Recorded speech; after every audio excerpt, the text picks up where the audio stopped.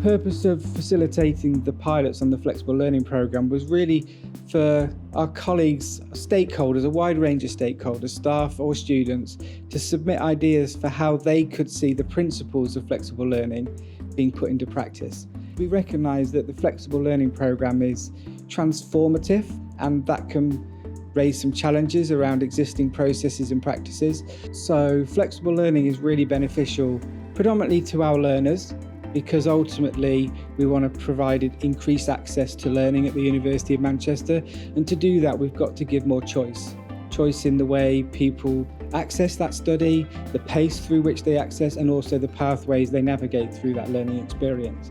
So ultimately flexible learning is a learner-centred approach, but ultimately also it's equipping our staff to be more flexible, to think differently about teaching and learning, to think more innovatively about the way that our learners will access their learning now and in the future. What's excited me about the results of these pilots is that every single pilot we have funded has had some impact.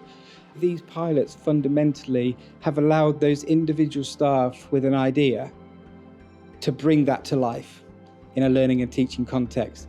And that's not something they very often get a chance to do.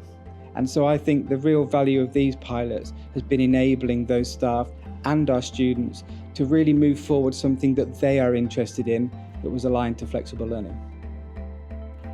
Because we have funded some student-led pilots as well, it was a real opportunity to have students leading on pedagogic change and thinking about some of the things that we need to do from their perspective. So I think pilots, for me, I would love us to be expanding that work and allowing more of our learners to access funding from the organisation in order to drive forward change in learning and teaching. I think flexible learning has to be part of the future of higher education. We've got a much more diverse population that needs to access education. And when I talk about education now, I'm talking about, almost like a cradle to grave kind of model where we really want to be a learning partner for life. What I might often use the term is mixed modal.